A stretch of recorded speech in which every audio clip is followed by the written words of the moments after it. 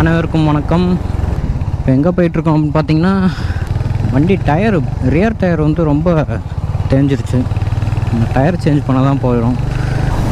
முன்னாடி இவ்வளோ இந்த அளவுக்கு தேயிற அளவுக்கு ஓட்டக்கூடாது. கொஞ்சம் நிதிநிலை காரணமாக ரொம்ப லேட் ஆயிடுச்சு. அதனால தான் ஒரு 15,000 கிலோமீட்டரே டயர் வந்து நமக்கு தெரிஞ்சிருச்சு.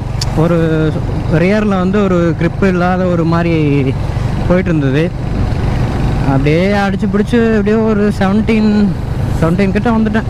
இதுக்கப்புறம் இப்போ ரொம்ப நூல் அடிக்கிற மாதிரி ஆயிடுச்சு டயரு. அதனால் இதுக்கு மேலே அதை ஓட்டுறது ரொம்ப சேஃபே இல்லை. 15க்கு மேலே ஓட்டுறதே சேஃப் இல்லை. நான் கூட ஒரு 20 கிட்ட வந்துடும் பார்த்தேன், வரல.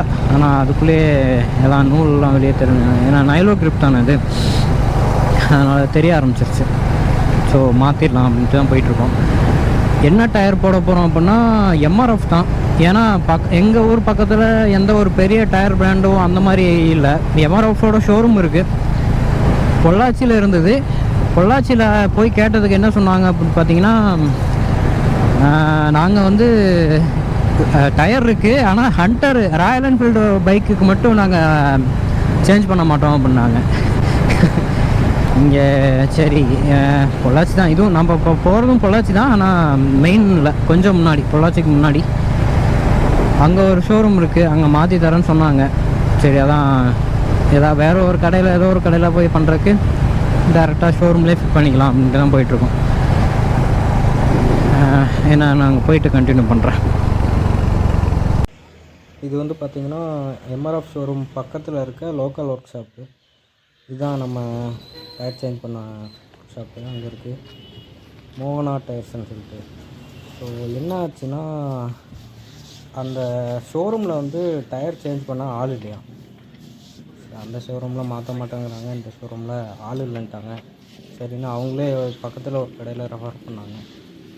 சரின்னு சொல்லி அங்கேயே சேஞ்ச் பண்ணலான்னு வந்துட்டேன்.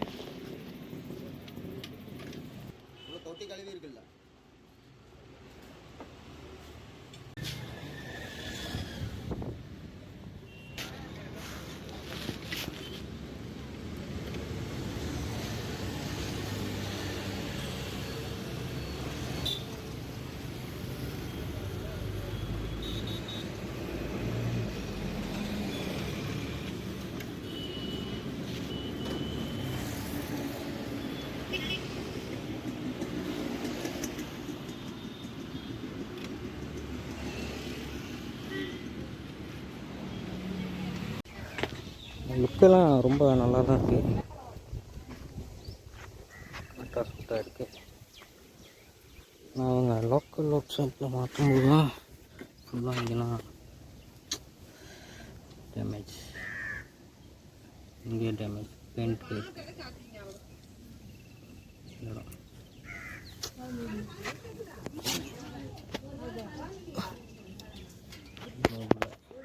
நிறைய இடத்துல பெயிண்ட்டு போயிருக்கு. அது இதெல்லாம் லோக்கலில் பண்ணாலே இதுதான் பிரச்சனை. அவங்க கையில் அந்த லிவர் வச்சு கழட்டினாங்க, அதில் ப்ராப்ளம். ஓகே, டோட்டலாக 3,400 ஆச்சு. ஃபிட்டிங் சார்ஜ் ஃப்ரீ தான். இப்போ இது வந்து இன்னொரு நாள் ஷூட் பண்ணிகிட்ருக்கேன். என்னாச்சுன்னு பார்த்தீங்கன்னா, அன்றைக்கி பேட்ரி போயிடுச்சு. கோப்ரோவில் வந்து பேட்ரி வந்து ஒர்க் ஆகலை, ஆன் ஆகாமே போயிடுச்சு கோப்ரோ. நான் சர்வீஸ்லாம் கொடுக்கலான்னு பார்த்து எல்லாம் சர்ச் பண்ணிட்டு இருக்கும்போது பேட்ரி சேஞ்ச் பண்ணி பாருங்கள் அப்படின்னு சொன்னாங்க. நானும் சரி, நான் அமேசானில் ஆர்டர் போட்டிருந்தேன். நேற்று தான் வந்தது பேட்ரி. சேஞ்ச் பண்ணிவிட்டு தான் பார்த்தேன், அப்புறம் கரெக்டாக ஒர்க் ஆச்சு. ரெக்கார்ட் ஆகுதுன்னு நினைக்கிறேன், ரெக்கார்ட் ஆகிட்டு தான் இருக்குது. நல்ல வேலை. அதாங்க, அப்புறம் மழை வேறு பெய்யுது. கரெக்டாக மழை வேறு நிற்காமல் பெய்யுது. நல்ல வேலை டயர் மாற்றுறது நல்லா போச்சு, இல்லைனா மழையில் ரொம்ப கஷ்டமாக இருந்திருக்கும். ஸ்லிப் ஆகிட்டு நான் எங்கேயாவது நிறுத்திட்டே பேசலான்னு பார்க்குறேன். கரெக்டாக கிளம்பும்போது தான் மழை வரும்.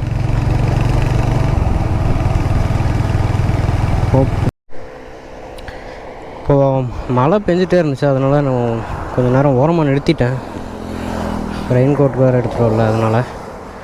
ஸோ இதுதான் மலையில் ஓட்டினோன்னா இதுதான் கண்டிஷன். ஃபுல்லாக அப்படியே பட்டன் பெருசாக இருக்கனால முன்னாடி இருந்தவளோட ரொம்ப மண்ணை தூக்கி தூக்கி அடிக்குது ஃபுல்லாக. அந்த இடத்துலலாம் ரொம்ப மண்ணாக இருக்குது. அப்புறம் அந்த லோக்கலில் மாட்டினோம் பார்த்தீங்களா டயரு, அதில் வந்து பார்த்தீங்கன்னா இப்போ நான் மாட்டினப்போ செக் பண்ணாமல் விட்டுட்டேன். இந்த டயர் இந்த செயினை வந்து ஃபுல் டைட்டில் வச்சுட்டாங்க. ஃபுல் டைட்டில் வச்சது மட்டும் இல்லாமல் இந்த அட்ஜஸ்ட்மெண்ட் இது இருக்குது பார்த்தீங்களா, இந்த செட்டப் அந்த பக்கம் வந்து தலைகளாக மாட்டிட்டாங்க. நாங்கள் சரி வீட்டுக்கு போயிட்டு பார்க்குறேன், இந்த லைன்லாம் தலைகளாக இருந்தது. சரி என்னடா அதுன்னு சொல்லிட்டு நான் சரி ஒர்க் ஷாப் கொண்டு போகலாமான்னு பார்த்துட்டு இருந்தால் மழை பெஞ்சிட்டே இருந்தது, பொள்ளாச்சி போகவே முடியல. ஸோ அப்புறம் நானே கழட்டி மாட்டிட்டேன். டூல் கிட் எல்லாமே நம்ம வண்டியோடவே கொடுத்துருக்காங்களா, கழட்டி ஆக்ஸலை கழட்டிட்டு அந்த செட்டப்பை மாற்றிட்டு அட்ஜஸ்ட் பண்ணதுக்கப்புறம் தான் செயின் கரெக்டாக இருந்துச்சு. ஃபுல்லாக சவுண்டு வர ஆரம்பிச்சிருச்சு செயினில். நான் கூட லூப் அடிக்கலை, மலைக்கு லூப் அடிக்காதனால தான் ரொம்ப சவுண்டு வருதுன்னு பார்த்துட்டே இருந்தால் ஃபுல் டைட்டில் இருக்குது. செம்ம சவுண்டு வந்துருச்சு. செயின் விட்டால் கட் ஆயிரும் அப்படின்னு சொல்லிட்டு நானே வீட்லேயே ஃபுல்லாகவே எல்லாம் கழட்டி மாட்டிட்டேன். இப்போ ஓகே, செயின் லூப்பும் பண்ணியாச்சு, கரெக்டாக இருக்குது. ஆனால் இந்த மலையில் ஓட்டினா செயின் லூப் அடித்தது வேஸ்ட்டு தான். ஒரு வாட்டி பெஞ்சிட்டு விட்டாலும் பரவாயில்ல, ஃபுல்லாக பெஞ்சிக்கிட்டே இருக்குது ஒரே மாதிரி, அதுதான் பிரச்சனை. சரி ஓகே, டயர் பர்ஃபார்மன்ஸ் எப்படி இருக்குன்னா ரன்னிங்கில் ஓகே, க்ரிப் நல்லாயிருக்கு. கார்னரிங்கில் வந்து பார்த்திங்கன்னா இந்த வண்டி அந்தளவுக்கு கார்னரிங் பண்ண முடியாதுனாலுமே கார்னரிங்கில் நம்ம இன்னும் கொஞ்சம் ஸ்லைட்டாக பெக்ஸ் உரசுகிற மாதிரி சாய்க்கும்போது அந்த ஒரு சாஃப்ட்னஸ் ஃபீல் ஆகுது. ஏன்னா அந்த பெரிய பட்டனில் இதுதான் பிரச்சனை இல்லை, பெரிய பட்டன் இருக்கனால இந்த கார்னர் சைடில் வந்து கொஞ்சம் சாஃப்டாக இருக்கும் போல், அதனால அந்த மாதிரி இருக்குது. பிரேக்கிங் பார்க்கும்போது பெருசாக எனக்கு ஒரு வித்தியாசமும் தெரியல, பழைய டயர் மாதிரியே தான் இருக்குது, ரொம்ப வித்தியாசம்லாம் இல்லை. Okay, braking good. மற்றபடி ஓகே, க்ரிப் எல்லாமே இருக்குது.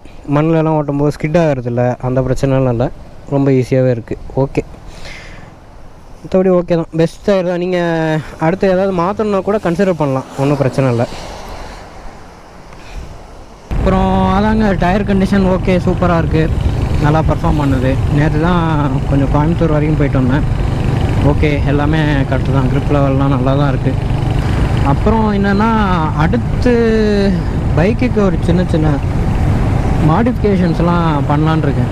மிரர் ரொம்ப வைப்ரேட் ஆகுது. இல்லை மிரர் மட்டும் இல்லை, இந்த ஹேண்டில் பாரே வந்து வைப்ரேஷன் வந்து ஓவராக வருது. கைக்கு ரொம்ப வைப்ரேஷன் வருது, அதனால் கை கொஞ்சம் பெயின் ஆகுது, ரிஸ்ட் பெயின் வருது.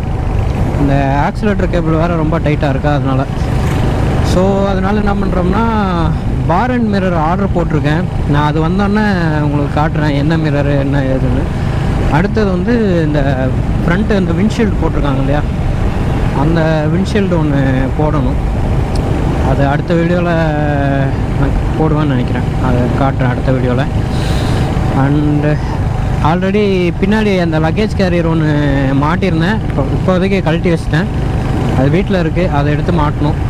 ஏன்னா நேற்று அம்மாவை கூப்பிட்டு போயிருந்தேன் கோயம்புத்தூருக்கு, அது உட்காரவே முடியல. ஏன்னா இங்கே கால் வைக்கிற அந்த ஃபுட் ரெஸ்ட்டும் கிடையாது, லேடிஸ் ஃபுட் ரெஸ்ட்டு.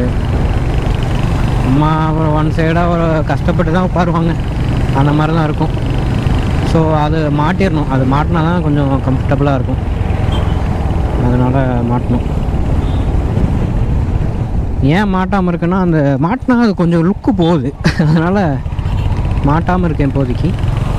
இந்த பார் அண்ட் மிரரு இதெல்லாம் போட்டோம் அப்படின்னா ஓரளவுக்கு லுக்கு சேர்ந்து வரும், கொஞ்சம் நல்லாயிருக்கும் லுக்கு. அதனால தான் சரி இதெல்லாம் மாட்டினதுக்கப்புறம் கொஞ்ச நாள் ஓட்டிட்டு அதுக்கப்புறம் அதை மாட்டிக்கலாம் அப்படின்ட்டு விட்டுருக்கேன். ஸோ அதான் கைஸ், ஏதோ ஒரு ரீசனுக்காக இந்த வீடியோ உங்களுக்கு பிடிச்சதுன்னா லைக் கமெண்ட் ஷேர்லாம் பண்ணுங்கள், சப்ஸ்கிரைப் பண்ணுங்கள். அடுத்தடுத்து நம்ம ரெகுலராக வீடியோஸ் போடுறதா இருக்கும், அதெல்லாம் பார்ப்போம் தொடர்ந்து.